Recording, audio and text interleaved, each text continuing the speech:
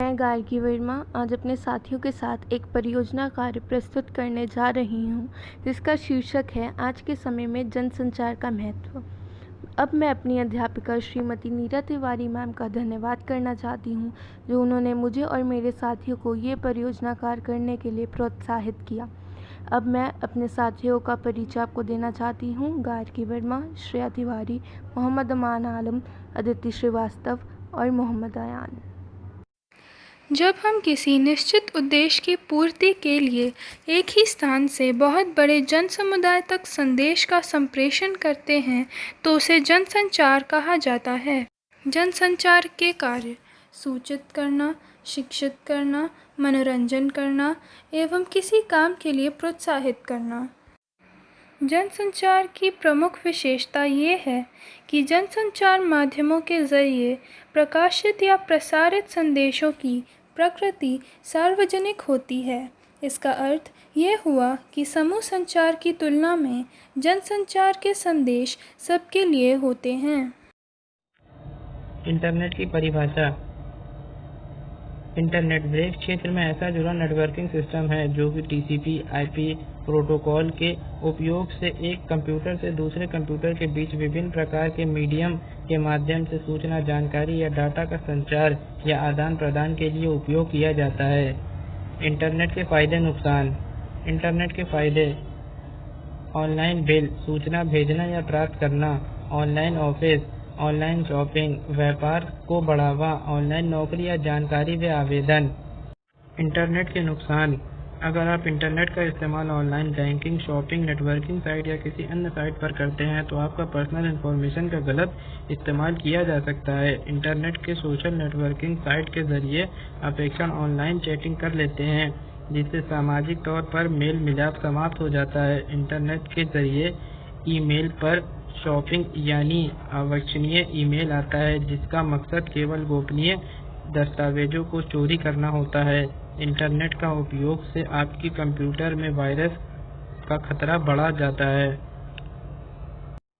Internet के उपयोग: प्रबंधन के लिए इंटरनेट का उपयोग, कर्मचारी के लिए इंटरनेट का उपयोग, छात्रों के लिए इंटरनेट का उपयोग, ऑनलाइन शॉपिंग के लिए इंटरनेट का उपयोग। घर से काम करने के बहुत सारे फ़ायदे हैं।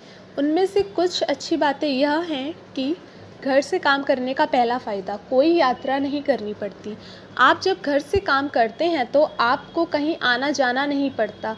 इससे आपके आने जाने के समय और पैसे की बचत होती है। यात्रा नहीं करने से आप तनाव मुक्त भी रहते हैं। अगर आप दिल्ली या मुंबई जैसे शहर में हैं तो ऑफ़िस आने जाने में जिस तरह का दबाव महसूस किया जाता है उससे भी आप बच सकते हैं। घर से काम करने का दूसरा फ़ायदा, ज़्यादा फ्लेक्सिबिलिटी। घर से काम करने में आपके पास समय चुनने की आज़ादी होती है। आप उस समय काम कर सकते हैं जब आप उस काम में अपना सबसे बेहतर परिणाम दे पाएँ।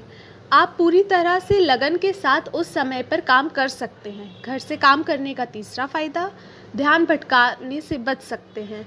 घर पर काम करने के दौरान भी ऐसी चीज़ें होती हैं जिससे आपका ध्यान भटक सकता है, लेकिन वह ऐसी चीज़ें हैं जिससे आप आसानी से दूर जा सकते हैं और अपने काम में पूरा मन लगा सकते हैं। लेकिन जिस प्रकार घर से काम करने के बहुत सारे फ़ायदे हैं, ठीक उसी प्रकार नुकसान भी हैं। घर से काम करने की पहली दिक्कत, अनुशासन की आवश्यकता होती है। जब आप अपने घर से काम करते हैं तो यह ज़रूरी है कि आपके अंदर अनुशासन हो। घर के माहौल में अपना ध्यान केंद्रित करके काम करना आसान नहीं होता। घर से काम करने की दूसरी दिक्कत, अकेलापन महसूस करते हैं। घर पर काम अकेले ही करना पड़ता है, इसीलिए आप अकेलापन महसूस कर सकते हैं, जबकि ऑफिस में आप सबके साथ काम करते हैं। घर से काम करने की तीसरी दिक्कत, काम धीमा हो जाता है। घर पर काम अकेले ही करना पड़ता है, इसी वजह से किसी भी किस्म की प्रतिस्पर्धा महसूस नहीं करते हैं। इसके चलते कई बार काम धीमा हो जाता है। वहीं ऑफिस में काम करने के दौरान आप अपने सहयोगियों को भी देखते हैं, इसीलिए आपके काम में तेज़ी बनी रहती है। ई बैंकिंग। ई बैंकिंग को ऑनलाइन या इंटरनेट बैंकिंग भी कहते हैं। ऑनलाइन बैंकिंग ग्राहकों को उनके नेट बैंकिंग खाते में वित्तीय और गैर वित्तीय लेन देन करने की सुविधा प्रदान करती है। यूज़र वेबसाइट या ऑनलाइन एप्लीकेशन का उपयोग करके उसी बैंक या भिन्न बैंक के अन्य खातों में अपने खाते में धनराशि ट्रांसफ़र कर सकते हैं। ई बैंकिंग और भी बहुत सारी सुविधाएं प्रदान करती है। आज मैं आप सभी को कोरोना काल के चलते ऑनलाइन क्लासेस के फ़ायदे और नुकसान के बारे में बताने जा रहा हूँ। इस वक्त कोरोना वायरस के कारण बच्चों की ऑनलाइन क्लासेस चल रही हैं, जिससे कि लॉकडाउन के कारण बच्चों की पढ़ाई पर इसका विपरीत असर ना पड़े। इसी के साथ ही बच्चों को ऑनलाइन क्लासेस में मज़ा आने लगा है। उन्हें टीचर्स द्वारा प्रोजेक्ट भी दिए जा रहे हैं, साथ ही उन्हें रचनात्मक कार्यों से भी जोड़ा जा रहा है। लेकिन हर चीज़ के दो पहलू होते हैं। ये ऑनलाइन क्लासेस जहां बच्चों के लिए फ़ायदेमंद साबित हो रही है, तो वहीं इसके कुछ नुकसान भी सामने आ रहे हैं। आइए जानते हैं ऑनलाइन क्लासेस से होने वाले फ़ायदे और इसके नुकसान के बारे में। सबसे पहले बात करते हैं फ़ायदे की। बच्चों को कोचिंग के लिए नहीं जाना पड़ रहा है व आने जाने का समय बच रहा है। ऑनलाइन क्लासेस से बच्चों को थकान नहीं हो रही व घर पर ही बच्चे पढ़ाई कर पा रहे हैं। बच्चे एकांत में आराम से पढ़ सकते हैं। जब आपका मूड हो, जब मन करे, तब आप क्लास को डाउनलोड करके देख सकते हैं अपने समय अनुसार। बच्चे पूरा समय अपने माता पिता के सामने रहते हैं व सुरक्षा की दृष्टि से भी ये फ़ायदेमंद है। वहीं बच्चों को पढ़ाई में क्या क्या समस्या आती हैं, ये बात भी माता पिता को पता चल रही है। वहीं बात की जाए नुकसान की, ऑनलाइन क्लासेस से नुकसान की बात की जाए तो बच्चों को क्लास जैसा वातावरण नहीं मिल पा रहा है। ऑनलाइन क्लासेस में टीचर्स के साथ इंटरैक्ट नहीं कर पाते।